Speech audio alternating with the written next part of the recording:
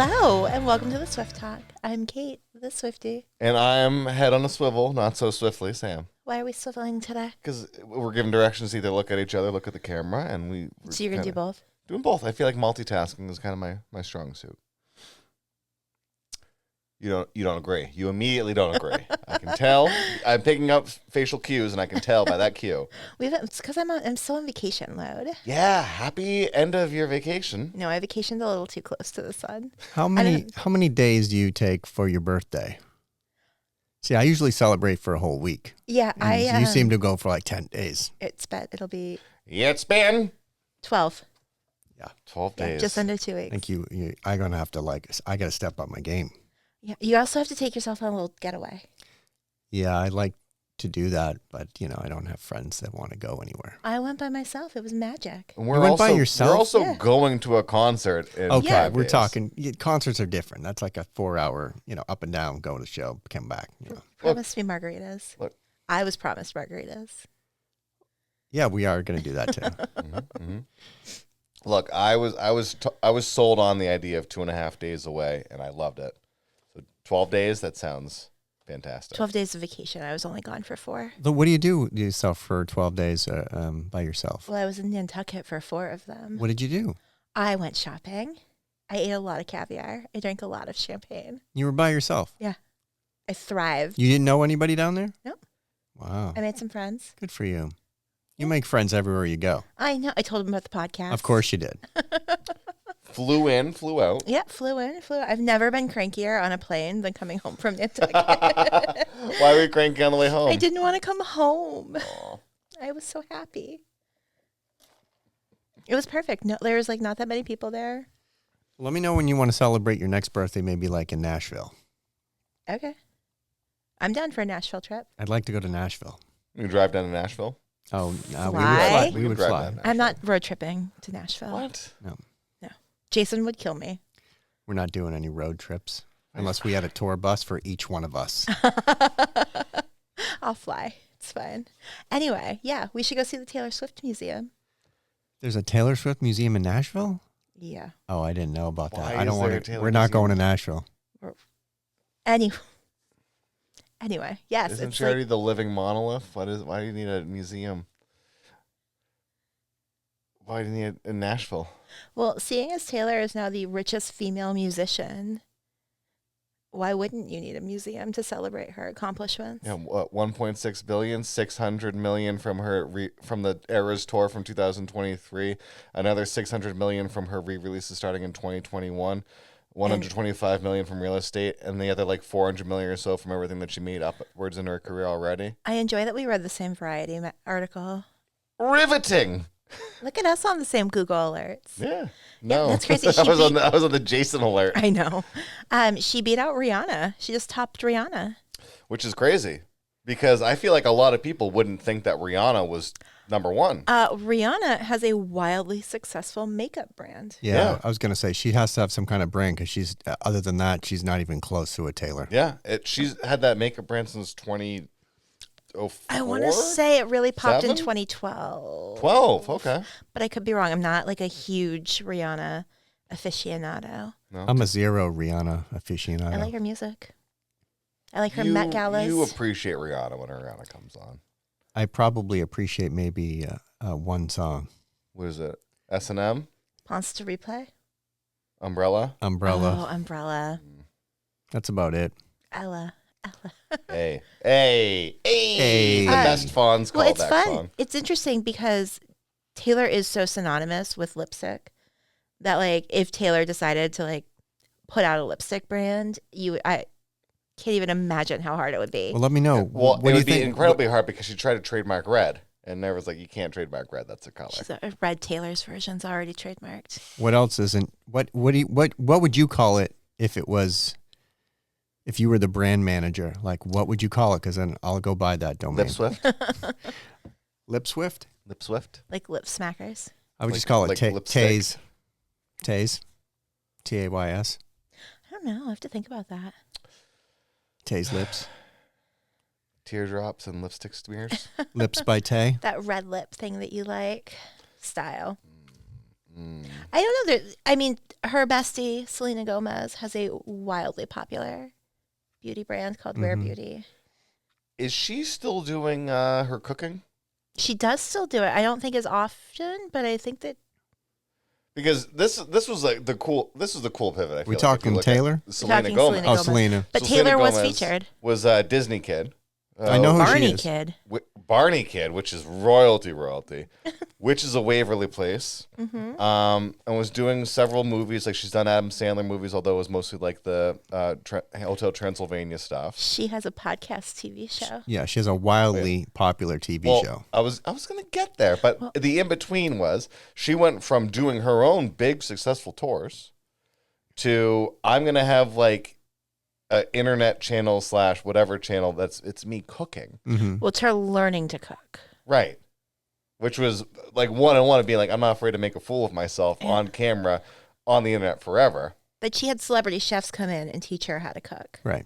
And it was a cute show. Taylor made a little cameo on it. Did she teach her how to make, cat food? But she also had major surgery, so she couldn't just run around and go on stage anymore. She has lupus. Yeah. But her makeup brand is incredible. I have a bunch of it. Me too. You a Rare Beauty guy? It's the cream bronzer stick, isn't it? Jason, I don't know if Jason's a Rare Beauty guy, but he's a guy of Rare Beauty. Taylor has submitted for the Grammys. Tortured Poets and such. We're very excited about that. We'll see how the Grammys feel about it.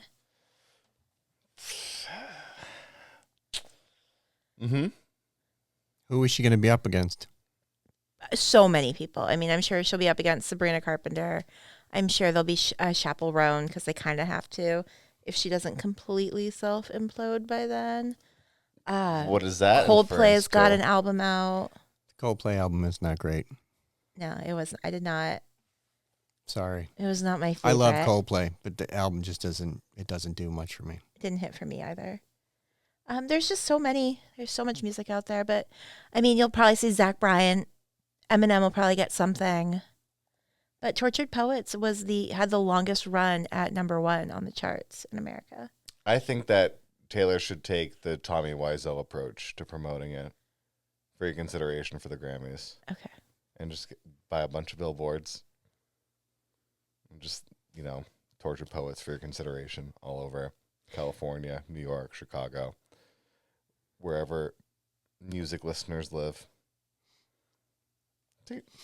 Tommy Wiseau? Yeah, no, I know. Okay. It was me like contemplating your idea.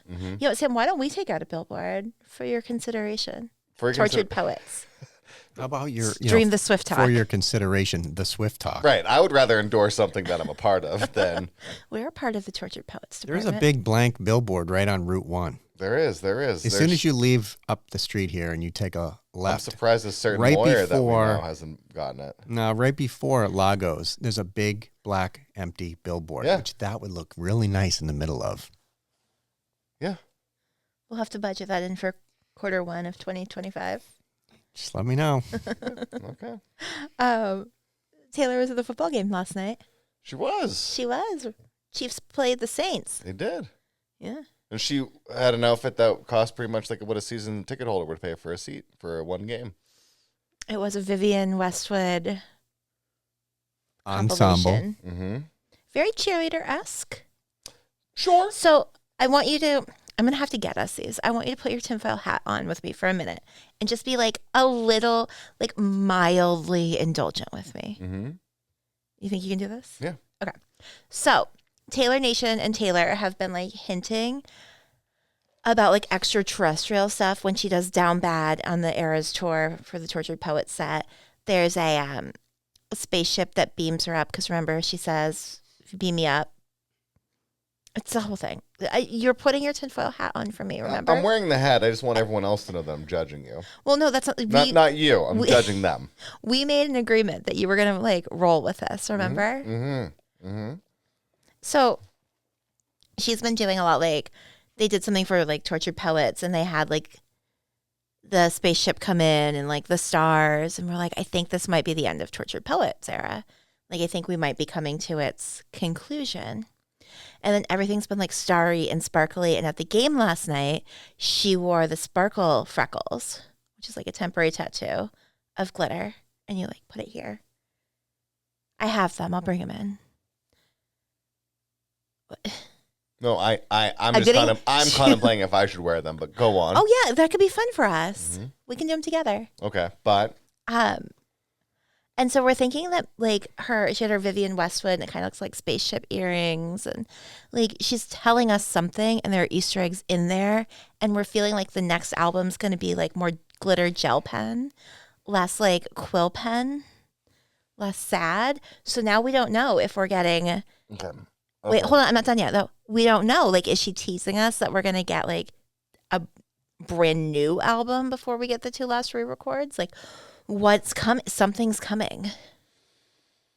Put your tinfoil head back on. Okay, so let's break this down. All right, she's wearing an ensemble. She's wearing an ensemble that's slightly cheerleader-esque, slightly like the 2020s take on the 1990s. It's giving.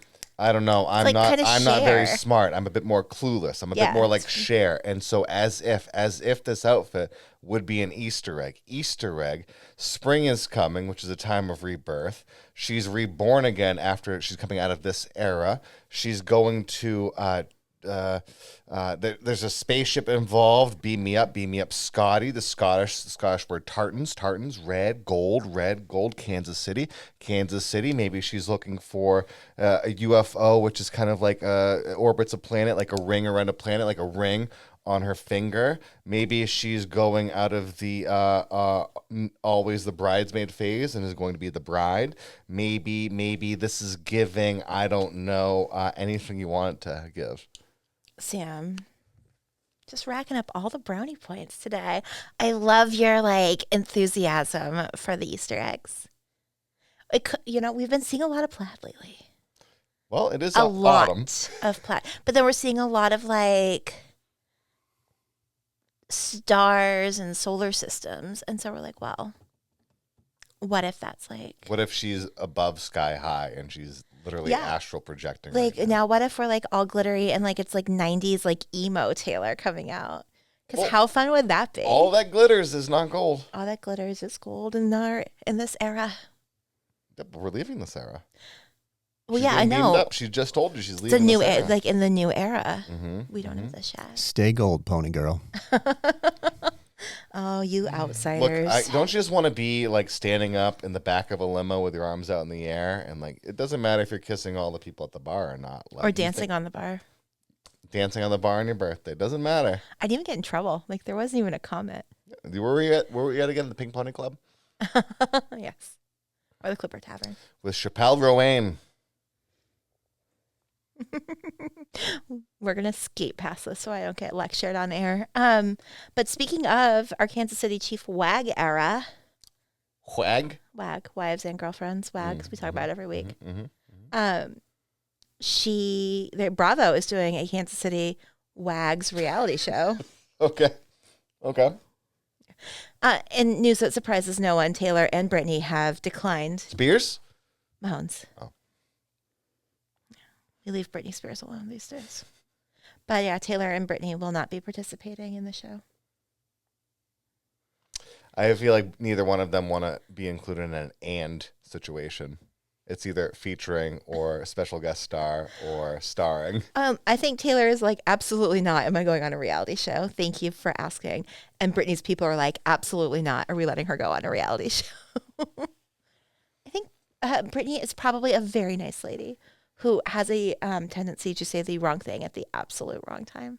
Oh, so we're a lot alike. Yeah. Perfect. Twinsies. Love it. Just like all the politicians on TV right now.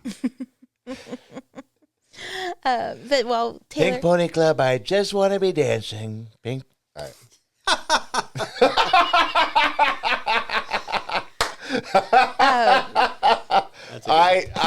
I forget if I said this or not, if it was just a fever dream, but like, I really want to have like just DT going through like all of the nostalgic things of your childhood, like just giving you like he's watching Rugrats, like that Tommy Pickles.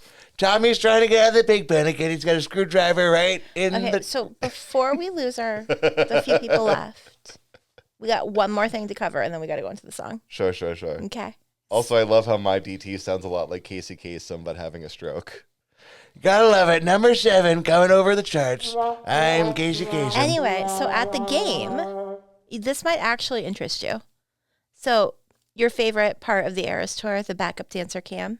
Oh, I was going to say it when I went outside. Okay. Yeah, backup dancer Camp. He was awesome. His brother used to play for the Chiefs. Yeah, he was defense. No, not linebacker. Linebacker? Defense. Yeah. So he now plays for the Saints. Yeah. So he, one play, Patrick Mahomes throws the ball to Travis. He tackles him. And you can see Taylor be like, that's Cam's brother.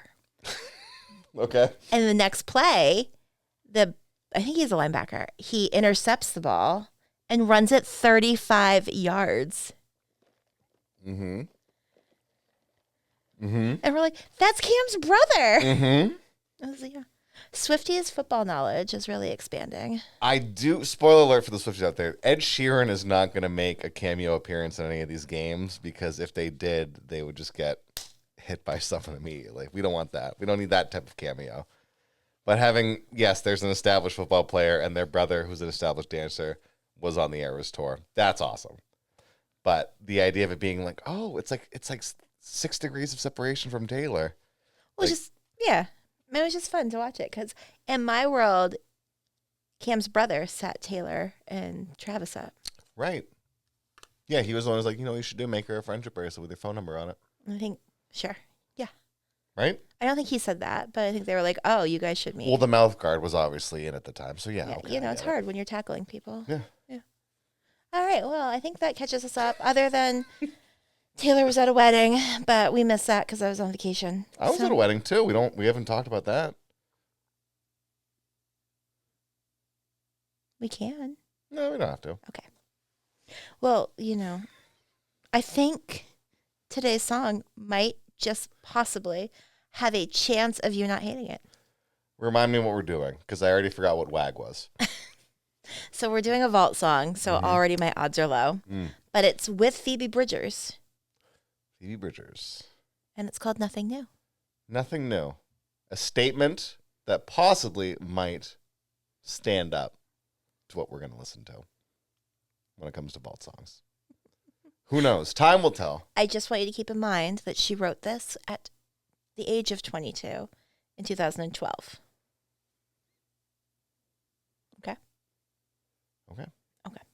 We're going to hit pause. You hit pause, and we'll be right back. We're listening to Nothing New from Red, Taylor's version. We'll be right back. Well, Sam, did I find a vault song you didn't hate? To quote the great Keanu Reeves.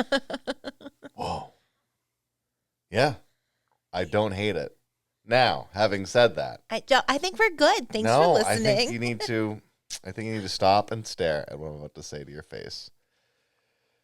This song was only improved by Phoebe Bridgers. Oh my gosh. I saw that coming a football field away. I'm sure. And listen, I know that you're going to call roughing the passer, but look, this is clearly a touchdown. But it's only because there was the Hail Mary thrown. All right.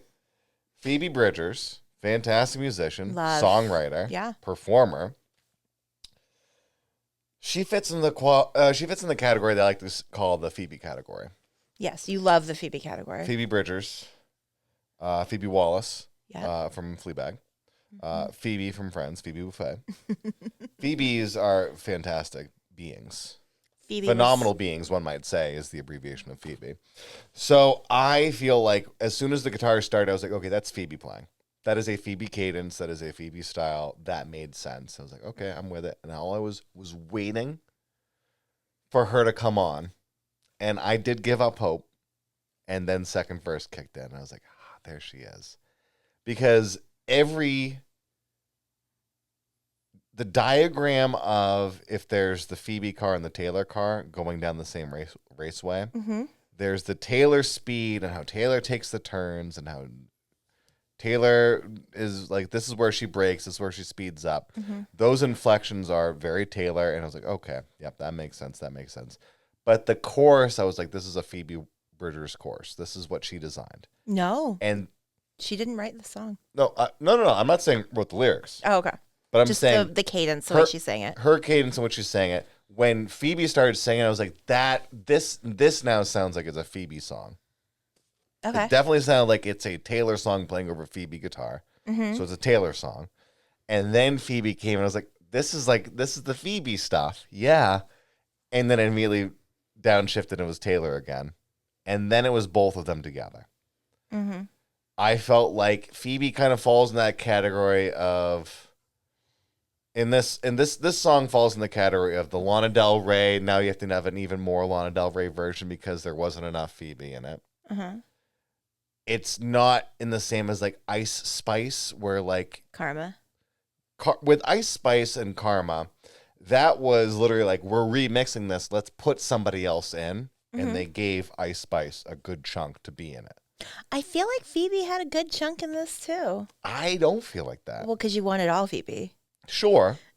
But I don't feel like there was a good chunk in there because if it's the socialist in me, it's like it wasn't even. The one cool thing I would say about it, though, is something they did when it came to the bridge. And I want to know how you feel about this. Okay. It felt like both of them were singing at the same time, and they just kept dialing the fader from left to right. Mm-hmm.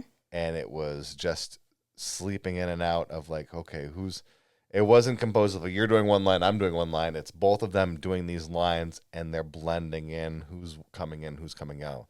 Because first line starts Taylor strong, and then a little bit of Phoebe at the end. Second line starts Phoebe strong and a little bit of Taylor at the end. It kept feeling like that was a cool editing technique. That was like, that's cool. I liked that. Well, it felt like the two sides of a person. Like, I think I like this song because you feel like you've got the sad but hopeful and then the despair. And like Phoebe is great for a song about despair. Like her voice is gravelly. It's like a rocky coastline. I feel like Taylor's got more gravel in her voice in this song than Phoebe, but I get what you're saying. I feel like, Taylor's got like, with Taylor, there's always a little bit of like, maybe I'll be okay. And where it's like, where Phoebe goes, I've had too much to drink tonight and I know it's sad, but this is what I think about. Yeah. And you're like, yeah. And I think it's interesting that that's the verse that they gave to Phoebe, where like Taylor is, they tell you while you're young, girls go out and have your fun. And I think it's just really interesting to think about the fact that she really did write this when she was 22, so 12 years ago. And now she's out here like where she should have been past.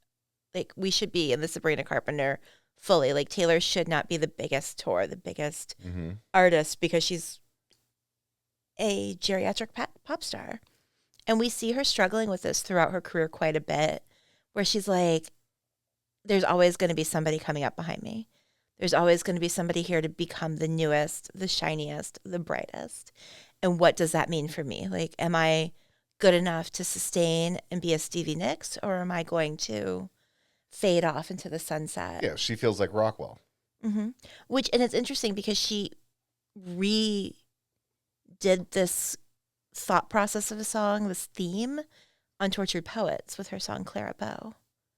Mm-hmm. And it takes you through. You're like, you look like Clara Bow, you look like Stevie Nicks, you look like Taylor Swift. Mm-hmm. And she's, I think, always kind of grappling with that idea of how fleeting pop stardom is.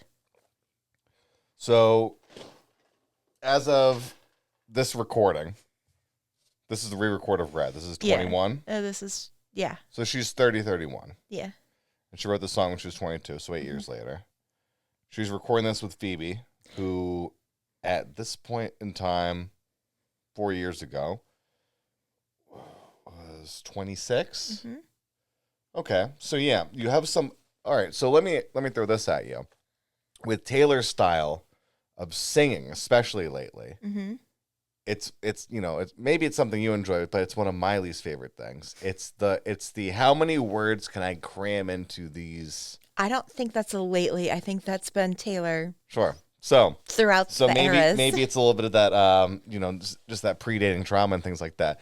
Phoebe allows for air to happen and words to have spaces in between and letters to form into words, where Taylor is I love Eminem .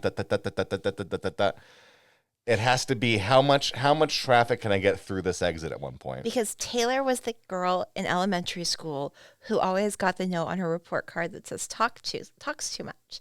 And so you talk quick and you shove all the words in Sure. because you know you're going to get interrupted. You know that somebody's going to move the conversation on before you have a chance to say everything that you possibly could be thinking. And, you know, some of us geriatric millennials really relate to that. Mhm. And it's like validating. I don't judge your therapy. Don't judge mine. I'm not judging your therapy. I was doing this face because I'm like, remind me of any money. Me. Yeah, you should be like all for it. No. You're I'm all for lost. the bad behavior when it's in somebody else and not in me. It's that I feel like that perpetuates the idea of it being like, here's somebody who's looking at someone is going to take this spot away from me if I don't get it all out there right now immediately. Mm-hmm. And if somebody who's just like, I'm doing my thing. Yeah. Well, Phoebe was also the kid who was like, whatever. They're a boy genius. Yeah. Ugh. So speaking of So, like, it was so cool though because Phoebe opened for Taylor at 2 of the Eras Tour shows I went to. Mm-hmm. And so, like, I got to see Phoebe do Phoebe, which was incredible. And then she came out and did this song with Taylor. And there's just something about being surrounded by your peers and, like, all of us looking at me like, yeah, I get it. Like, there's always somebody coming behind you who's just a little bit better, a little bit prettier, a little bit smarter, a little bit shinier. And you know that, like, you're clearing a way for them. And you should be, like, so proud and, like, yes, like, go and, like, do big things that I couldn't do. But you're also like, am I old? Am I a has-been? Okay. Ladies and gentlemen, I'd like to show you all the person who's going to be replacing me when I die. And just, yeah, okay. It's like that fear is natural. Yeah, I mean, like, and everybody kind of gets it, like, growing up, and you're no longer, like, it's no longer cute to be out and about. It's no longer cute to be a little messy. Like, you get to a point where they're like, it's a little sad, this behavior. Sure, young drunk girl at the bar is very different than young, well, not so young, drunk woman at the bar who's over 50. Yeah. And Like- it just keeps getting worse no matter what. When you get to 38, when you get to 42, when you get to 54. Britney Spears. Madonna. Britney Spears.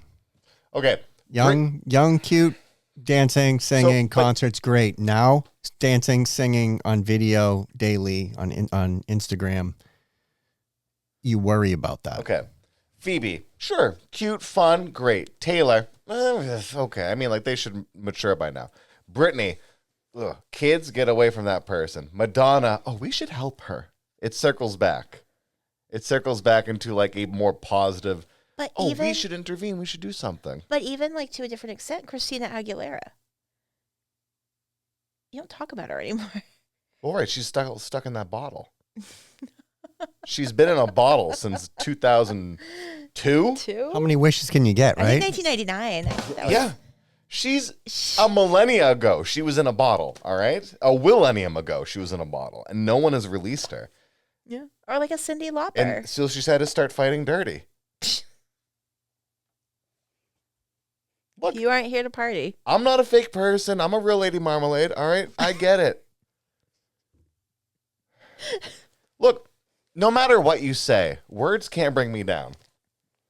You're beautiful, Sam. Oh, thank you so much, You're sweetie. beautiful. Well, Christina's what? Christina did a different pivot. I don't know where to When go it from comes to that. being, I don't when it even know comes- where she's doing it right now. she's on. She's been one of the judges on. She's off The Voice. Well, she had. She got been. replaced by Kelly Clarkson. Oh. But again, she made a pivot to being like, I can be in the spotlight and get money, but it's Yeah. definitely not going to be the same spotlight. Mm-hmm. Mass access. Anyone can tune in and watch me. You can see what Christina's up to, I think but She got replaced by Gwen Stefani. yeah, but that's And then Gwen that was Stefani a found Nepo hire. love. Yeah, that was a pre-Nepo hire. Yeah, they met on The Voice. Isn't it funny? Two people seeing each other for the first time on The Voice. Ta-da. And they say Love is Blind on Netflix only. I love. Don't even. Speaking of Netflix, there's a new podcast show on Netflix. Why isn't it ours? It's about falling in love with a rabbi. Oh, okay. You're talking about yeah. Who would want this? Nobody wants this. Adam Brody and Kristen Bell. Yeah. Speaking of nothing new, Kristen Bell and Adam Brody having a resurgence. Yeah, Kristen Bell and Adam Brody, both famous in the very late 90s and early 2000s with Veronica Mars and the OC, respectively. And Gossip Girl. That came... She's the voice. That came mid. Still part. Look, I think wasn't she in a movie called Bad Moms? Yeah, she's been in several movies. Bad Moms. Forgetting Sarah You guys, Marshall. she's Dax Shepard's wife. She's all been right? on a commercial She's- recently. It's hilarious too, and it has to do with selling your car. And he's like, "Honey, you want to sell the car?" And she's like, "Hold!" And every like 5 seconds, and he's like, "Oh, we could get 2,000. Hold!" And then she's like doing a karate chop, and she's riding a lawnmower. It's crazy. And then she ends up, selling the car when they're in bed. Just to derail this podcast further, there's this great comedy video of her about where it takes most people, like, if you're filming a movie, they have to do makeup over your tattoos and things. And it shows that she's had over 216 tattoos on her body and growing since she's been 18 years old. And so, like, it takes 5 hours to get her into a makeup chair to cover up all the tattoos. Yummy.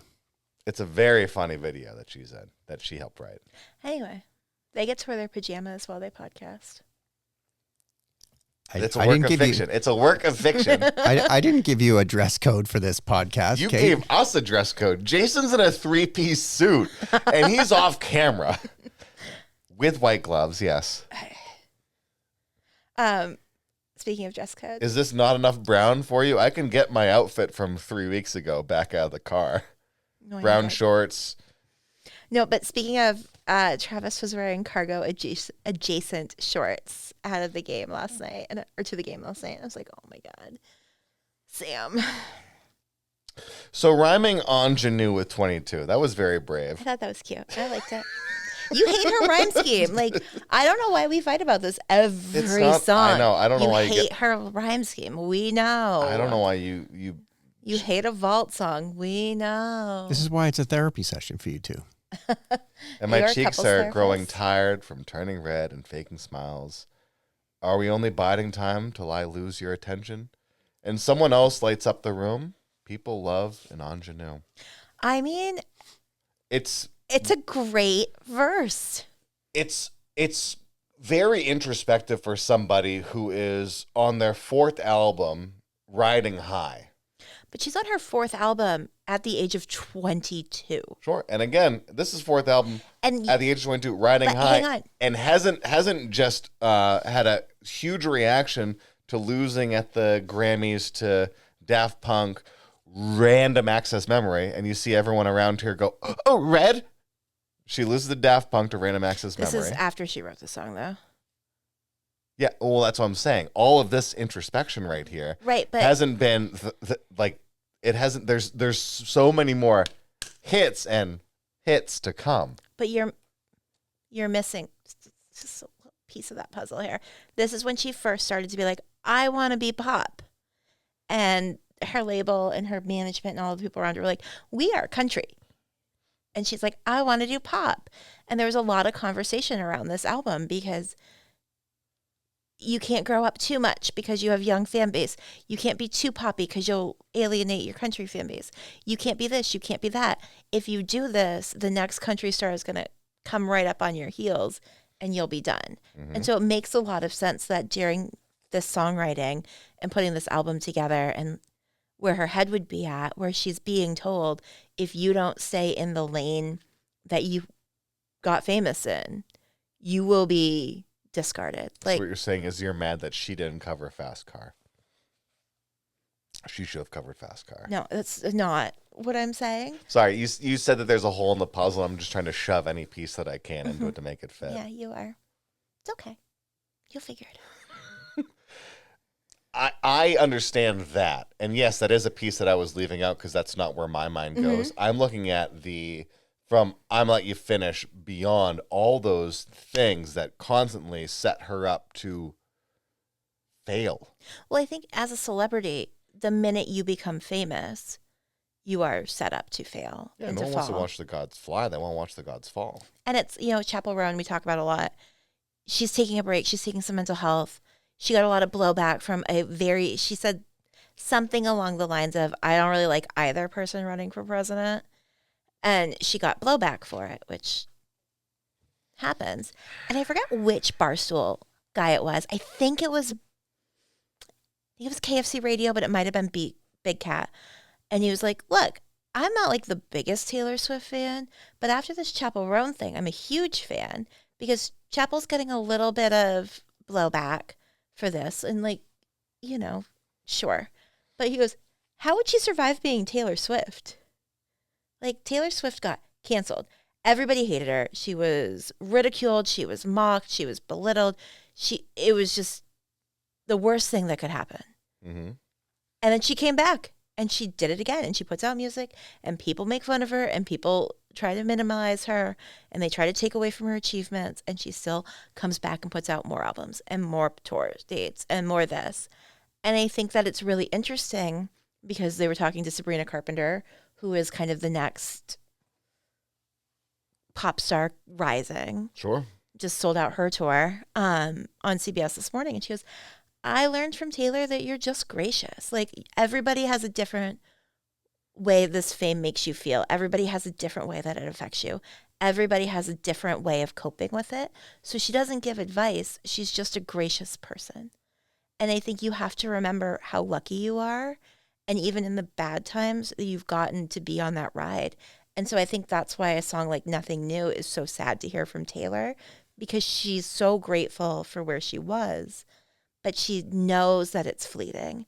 And she knows that tomorrow she could wake up and it will be all gone. Mm-hmm. And this was in 2012. And then we got it again in this like very deeply personal album, Tortured Poets. And so it's interesting that while she is firmly planted on the top of the world, she knows that what goes up must come down. And what is that going to look like? Mm-hmm. I think that I'm happy you brought that up because I was curious when you brought up the Chapel Rowan situation because I was not aware of it. And it's funny because going off of just what we've been talking about, Selena Gomez and Sabrina Carpenter are kind of in a similar camp where both of them started off really like Disney television and then became, kept going in their career and became pop stars. Mm-hmm. Taylor is kind of like the mid ground because doesn't start with a TV career or anything like that. And Rose, but like had parents that were backing her the entire time. Mm-hmm. And you have Chapel Rowan, who was, when her stuff isn't being promoted, she's not getting work, she's not making money, is working at a donut shop. She clawed her way in. Yeah. For sure. So it is interesting to be like, well, how would she survive this stuff? It's like, that's a great thing. Maybe either a little bit more scrappy because they've already had a fight to get a spot at the table. Maybe they would say, you know what, I'm good, I'm out of here, I'm gone. And they're either going to fireball themselves and it's going to be explosive and corrosive and damaging and there's no way to return. Or maybe they just might be like, I'm going to take a Lord way and just like back out of this room and do my thing and figure out if I want to keep doing this or find my way to do it again. Well, I think it's fun to be famous at times. I think it's fun to have people screaming your work back at you. Yeah. I think there's a high to it, and you have to be a certain level of, I don't want to use the word narcissist, but you have to have some tendencies to do it because you have to believe that you are the best and that you can be up there. Sure. Kevin Bacon. I think it's interesting, though, to watch somebody who is a little bit older, who has been around the music scene for a while, to be so surprised by fame. And that's what kind of confuses me about Chapel Roan. If you're playing to the biggest crowd Lollapalooza's ever seen, you have to expect an inverse of that. And if she was 17, I think I'd be like, she's a kid, she's figuring it out, like, came quick. Doesn't matter if it's 2 people or 2,000, you perform to that audience. Yeah, and you but give like, and she's 20-something. Like, she's been performing for years. She's seen people get famous. She's got a little life experience. You would maybe expect there'd be a little bit more of a safeguard for her, that she'd have some sort of understanding of what she was getting into. Because I think the first time you see it get big, you have to kind of think to yourself, what's the price? Well, I mean, if you're tying this to this song, the ingenue is really the protagonist. The ingenue is this person that you save. Yeah. The ingenue isn't the person that does it for themselves. The ingenue is the person who gets told what their situation is and what they have to do. Yeah.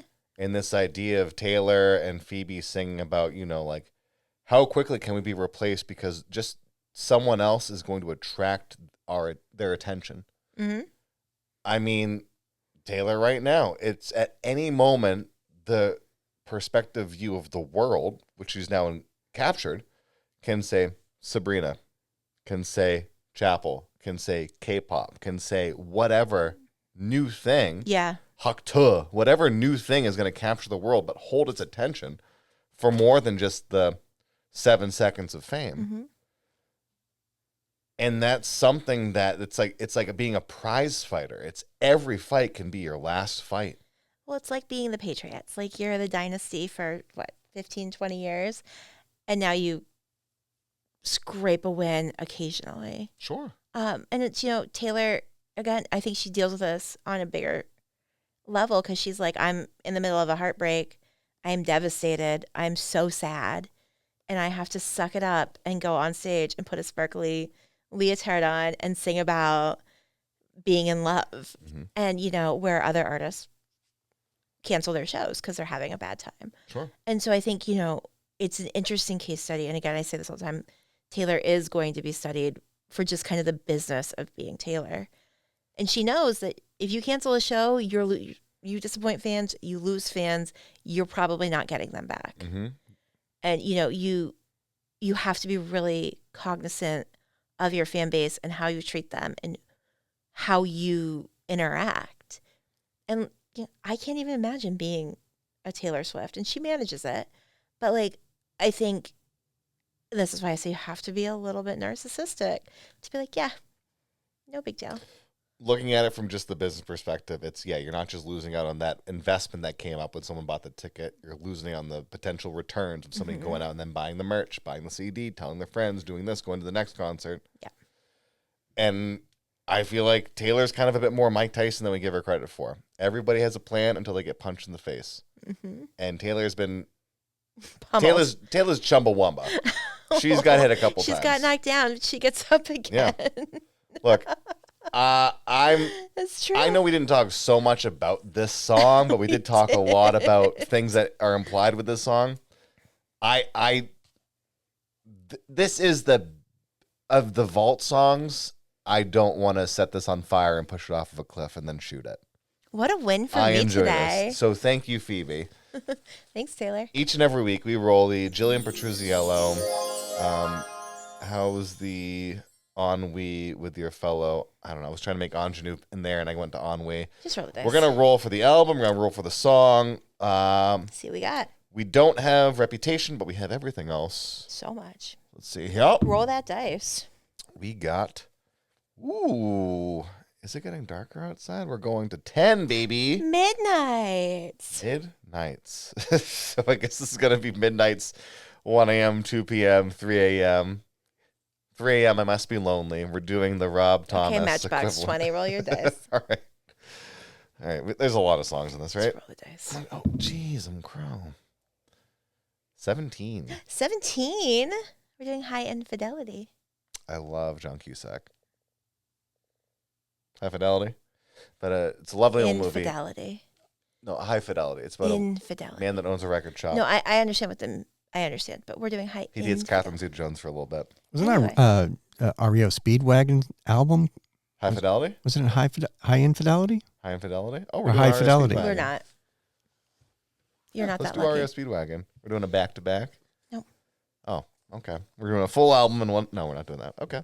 So we're going back to Midnights. What's 7? So it's 17. Is this on one of the? Is this a 2 p.m.? Is this It's a 3 a.m.